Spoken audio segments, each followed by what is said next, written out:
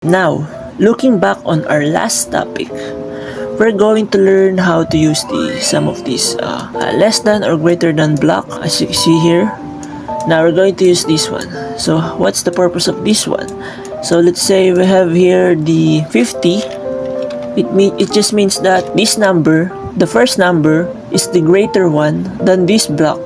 So it's not greater than because it's equal. So the answer will false.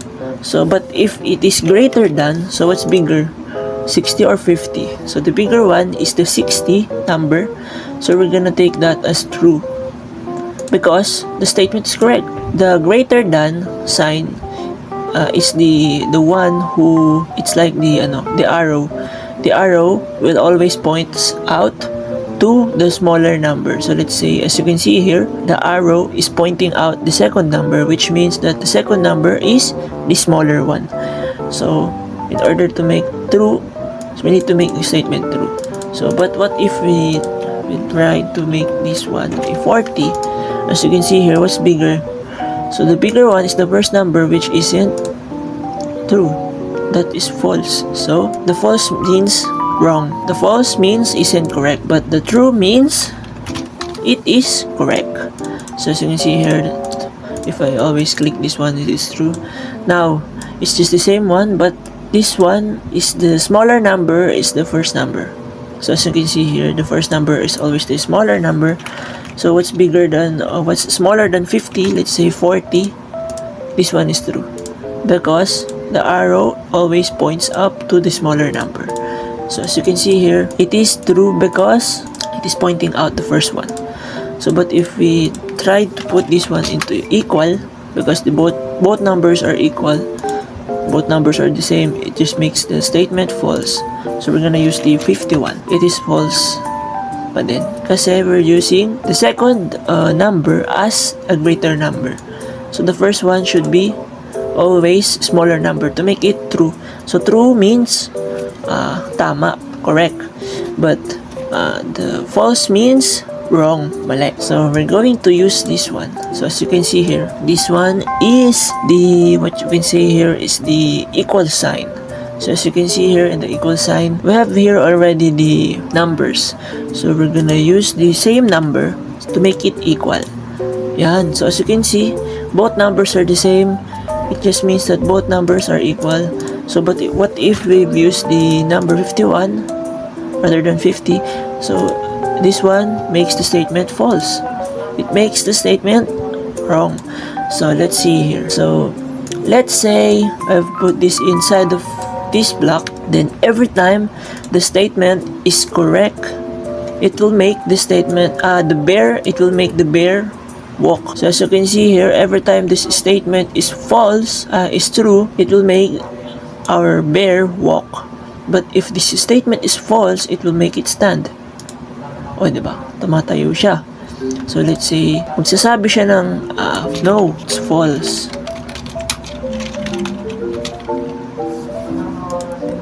It isn't correct. That just means it isn't correct. So let's say, magsasabi naman siya dito ng true. Yes. It is true. Yan. Yes, it is true. Then this one is no, it is false. So let's try to make this number equal. So that makes the statement true. O, diba? It is, wow, going back on its where he walks, no? Then makikita nyo sa statement natin na he said, yes, it is true. Bakit siya hindi nawawala for 2 seconds? Kasi naka-forever siya. Even though it's saying the 2 seconds, no? Now we're using this block. So as you can see here, we're using the greater than sign. Less than sign pala. This one is the less than sign because the arrow is pointing to the first number, which means that the first number is less than the second number. Now, let's try to make it true para magsabi siya ng true. So, we need to make it smaller kasi true. Now, let's start. O, diba? Yes, it is true. But what if we tried to make it false? No, it is false. Diba? He is standing up because it's not It's not true. It's wrong. Now we're gonna use this one. It's basically just the same. As you can see here, yes, it is true. But if we make this statement equal, it will make him stand up. It means that it's false. Now, after the operators, we're going to use the and or and not statement. Yan. As we progress last time, marami na tayong mga natutunan last time. So, we're going to use the and statement. Ibig sabihin lang nito na if yung both statement natin here and here is true, then magwa-walk si panda or si bear. But if one of the statement here is wrong, he will stand and say it is false. Let's say we have here this one. We're going to use the operate greater than. Yan. So let's say 60. 60 is greater than 50. It is true or false? Of course, it is false. It is false because there's no block in it on the other side. Because as you can see here, it is true. And if I click this, it will make the statement false because there's no block on the other side. So we just need to make another one. And as you can see, let's say 50. Then both the statement are true. And as you can see here, it is true and the other one is true.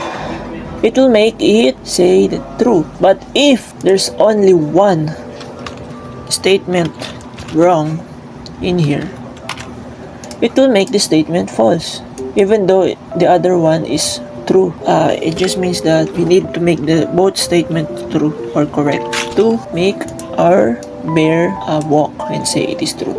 So as you can see here, both our statements are true, and if I run it, it will always say it is true. But if let's say if I make this one wrong, then it will make it stand up and say it is false. Now, as you can see here, let's take this for example. The two statement here, this one is true, right? Then this one is false. So as you can see, there is one false here. But if we put in here, it will make the bear say it is true because it's either one of them is true. So as you can see, one of these are false, this one is false, but this one is true. But one statement is true, therefore the bear will say it is true. But if both statements are false, then it will make the bear say it is false. It is basically just means that if there's one statement that are true, then it is true. Kasi nga, or yung ginagamit niya, if this one is true or this one is true, diba? Pumipili lang siya. It chooses either one of. Now if we'll try to make this one, let's say it is not statement, then it means that if the bear is not touching the edge, it will say yes, it is true if it not touching the edge. But if the bear is touching the edge, it is false. The edge means here, this one on the side. Now let's make him glide to a random position. Every time na mag-glide siya sa random position, no, it is false. And mag-glide siya ulit, yes, it is true. Mag-glide siya kahit saan, yes, it is true pa din. Kasi hindi pa siya pumupunta sa edge. Once na pumunta na siya sa edge, tatayo siya, no, it is false. Kasi, he is, it just means that if the bear is not touching the edge, hindi niya hinahawakan yung ibang edge, it will say it is true. But if it's touching the edge, it will say false and stand up. That's basically just the operators under here. Then I will explain to you some of the operators on our next topic. Thank you for watching, and please stay tuned for our next some of the videos. You will learn how to make some of these variables here. Yeah, thank you.